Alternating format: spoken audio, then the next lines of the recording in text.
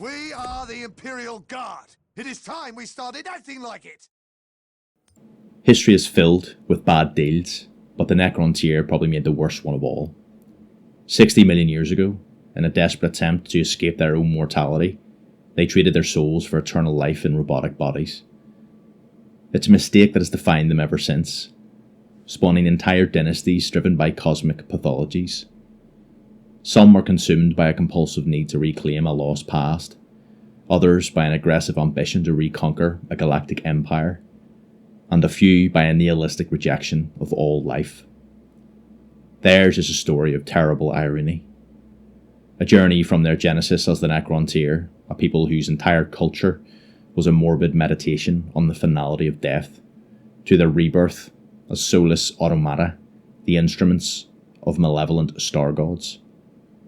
Now, after an eons-long slumber, they have begun to stir, emerging into a hostile galaxy they no longer recognise, to begin a new epoch of conflict, one of wars against usurpers and internal struggle within their own ranks. They are the galaxy's once and potentially future kings. Billions of years before humanity's genesis, the Necron civilization unfolded under a glare of a fearsome scourging star, a celestial torment that warped their flesh. Assailed by solar winds and radiation storms, their bodies were frail vessels, prone to sickness and agonizingly short lifespans. The biological fragility shaped the soul of their civilization into a cult of death. The Necrons became a morbid people, whose precarious lifespans were riven by constant loss, their culture founded on an anticipation of demise. Their society was a monument to this obsession. Great tombs were the cornerstones of their dynasties, while the living were regarded as little more than temporary residents hurrying through the grand edifices of their ancestors.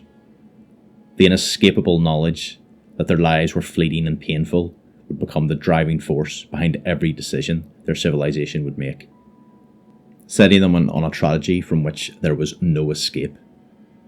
Driven by this existential despair, the Necrons sought to escape the death sentence of their homeworld. Their technological genius, born from a desperate need to overcome their physical limitations, allowed them to push outwards towards the stars, using stasis crypts aboard slow-burning torch ships. They began to colonise other planets, and little by little, their dynasty spread across the galaxy. Yet their ambitions were fundamentally at odds with their biological frailty. As their territory grew even wider, the unity that had made them strong was eroded, leading to the first wars of secession, as entire realms fought for independence. A species with such a short lifespan and culture fixated on death struggled to maintain the long-term vision and cohesion necessary for a galactic empire. The ruling council, the Triarch, recognised this inherent instability. Their solution was a desperate gambit born of a civilization insecurity, to unify their fractured people against a common external enemy. They chose the Old Ones, the first of the galaxy's sentient life, whose eternal lifespans had long been a source of Necron resentment.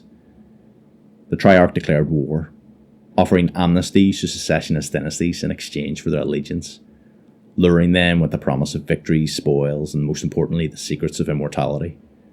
This quest for eternal life was not born of simple envy, but a pragmatic, if desperate, understanding that their civilization was unsustainable.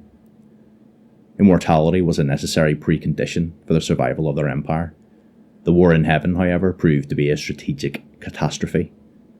The Necron superior numbers and technology were consistently outmaneuvered by the Old Ones' mastery of the webway portals.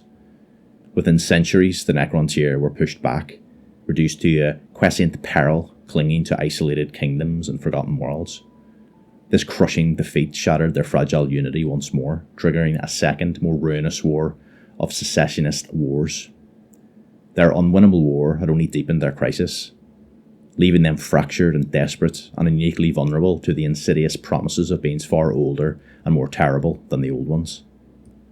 At the pale of their despair, with their empire crumbling and their people locked in a self-destructive conflict, a deliverance was offered, though its price would be their very being. It was during the reign of Zarak, the last of the Silent Kings, that the Catan first made their presence known. These were godlike beings of pure energy, who had existence since the dawn of the universe, feeding on the radiation of stars. The Necrons in their desperation, coax these entities into physical forms of living metal, or necrodermis. One Catan in particular, known as Mephetron, the Deceiver, approached the Silent King. A being of willful treachery, the Deceiver spun a tale perfectly calibrated to the anxieties of a dying race. A story of an ancient war against the Old Ones, a war the Catan had lost. He offered an alliance, promising to deliver everything the Necrons here craved: unity against their ancient foes, and the gift of immortality they had long so sought. Zarak, despairing of the divisions tearing his people apart, debated the matter for long months. The only dissenting voice was that of Oricon, the court astrologer, who prophesied that the alliance would bring glory but would destroy forever the soul of the Necrontyr people. Yet ambition overrode caution, and the Triarch agreed to the pact, forever dooming their race. With the alliance sealed, the Catan revealed the true nature of their gift, and the great biotransference begun. Across every Necrontyr world, colossal biofurnaces roared day and night, consuming weak-bodied flesh and replacing it with enduring forms of living metal.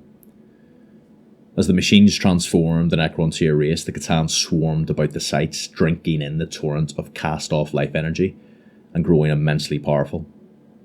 It was in this moment that Zarak understood the full scope of his mistake. His new machine body was mighty, his thoughts clearer and swifter than ever before, yet he was consumed by an inexpressible hollowness of spirit. The price of physical immortality had been the loss of his soul. The Necrontyr were no more, and in their place stood the soulless Necrons. The process of transference was not equal. It entrenched the existing social hierarchy with brutal technological finality. The finest, most complex bodies, capable of retaining the full gamut of personality and awareness, went to the Pharaons, overlords, and their courts. The professional soldiery received adequate but lesser forms. The common people, however, were granted only what remained: crude bodies that were little more than lobotomized prisons, their minds numbed, their wills bound to their superiors by unbreakable command protocols. Yet even as he reeled from his catastrophic error, Zarak was a pragmatist. The Necrons were now united under his absolute command, and with the empowered Catan fighting alongside them, the Old Ones were doomed. Planets were razed, suns extinguished, and the webway itself was breached as the Necrons and their new gods brought the war in heaven to its bloody conclusion. Throughout this final, terrible conflict, the Silent King bided his time. When the Old Ones were finally defeated and the Catan were spent from their victory, Zarak led the Necrons in revolt. The Star Gods, immortal and fundamental to the fabric of reality, could not be truly destroyed. Instead, the Necrons focused the energies of the living universe into weapons that shattered each Catan into thousands of fragments. Each Catan shard was then bound within a tesseract labyrinth, a pocket-dimensional prison from which it could not escape. The rebellion was a success, but it was a grim end to their damnation. Millions of Necrons had been destroyed, and their empire was a shadow of its former self, too weak to stand against the now ascendant Eldar race. The Silent King made his final commands. The Necrons would enter the Great Sleep, slumbering for 60 million years in their tomb complexes, to awaken in a healed galaxy ready to be reclaimed. The slumber ordered by the Silent King did not end in a grand, unified resurgence. 60 million years is a long time to hit the snooze button, and the Necrons' Great Awakening has been less a majestic sunrise and more of a stumbling, confused trip to the bathroom in the dark. The Great Awakening has been a staggered, fitful affair, less a coordinated resurgence than the troubled stirring of a sleeper plagued by nightmares, unfolding in starts and stops over scattered millennia. For every tomb world that woke to full function, many more did not survive the long night. Some were destroyed by the uncaring evolution of the galaxy. Tectonically unstable planets crushing the tombs of their hearts, or stars going supernova consuming their orbiting worlds. Others fell to the eventual retribution of marauding Eldar, or were simply worn to dust by the onset of entropy. The dream of a seamless restoration of their ancient empire died long before the first Necron awoke. The scars of this long dormancy run deeper than just lost worlds. The legions that were meant to reconquer the galaxy have been damaged by the passage of time. The revivification cycle is a delicate process, and the slightest flaw can cause the engramic pathway of a sleeper to scatter and degrade, For many, this results in a slow descent into madness or a permanent state of diminished consciousness. In the most extreme cases, entire tomb worlds have awoken to find their inhabitants mindless. These are severed worlds whose halls are thronged with shambling automatons, their consciousness lost forever and their bodies co-opted by the world's master program in a parody of order. This fragmentation extends to knowledge and technology. With no central authority and countless dynasties lost or isolated, each awakened world must fend for itself, rediscovering its place in a galaxy that has become utterly alien to them. Into this fractured and chaotic landscape, a figure from the distant past has returned, Zarak, the last Silent King. His self-imposed exile into the blackness of intergalactic space was an act of penance for the damnation he brought upon his people. During this long vigil, he encountered a new and terrifying existential threat, the Tyranids. He recognised that if this great deceiver were to consume all life in the galaxy, his ultimate goal, the hope of one day finding suitable organic vessels to reverse the curse of biotransference, would be rendered impossible. Driven by this new purpose, Zarak ended his exile and returned to marshal his people, not merely to conquer, but to enact a plan. Aided by the Cryptek Illuminor Xerez, he began the construction of a vast network of blackstone pylons, creating contra-immaterial zones, the largest of which would become known to the Imperium as the Pariah Nexus. This grand project sought to sever a vast region of space from the influence of the warp, but its true purpose was more profound. The stilling effect created by the pylons caused a gradual death of the soul in living creatures, reducing them to mindless docile husks, the perfect empty vessels Zarak requires to grant his people a return to flesh. However, the Silent King's return is marked by the supreme irony of his long existence.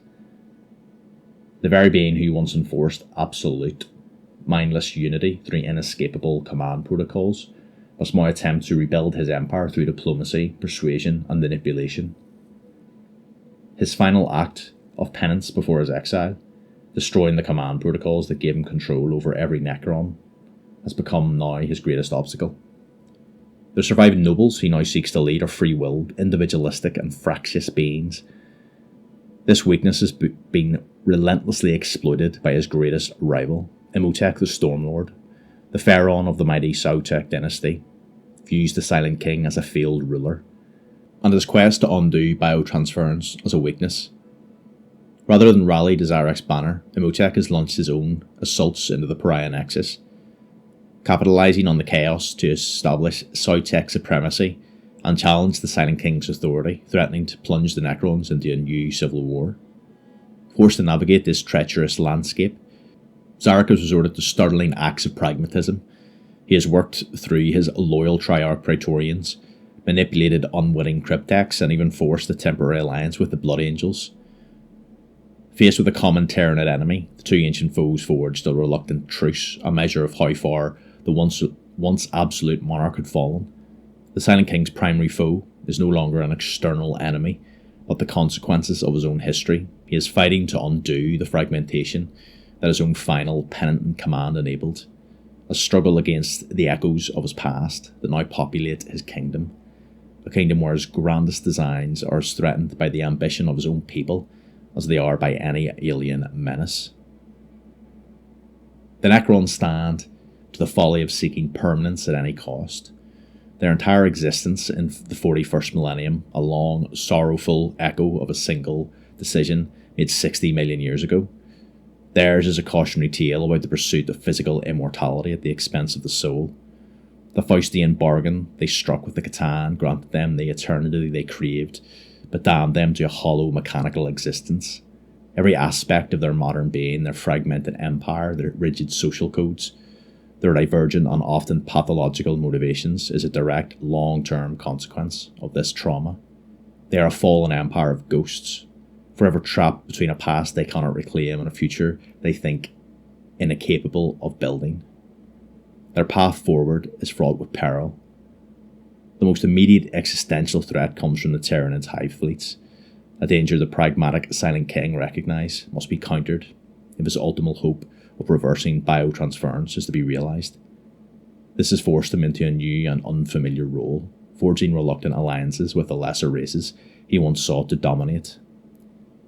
Yet an even greater threat may come from within. The rise of Imhotep and the mighty Soitek dynasty has created a rival power block, one that sees the Silent King as a failed ruler.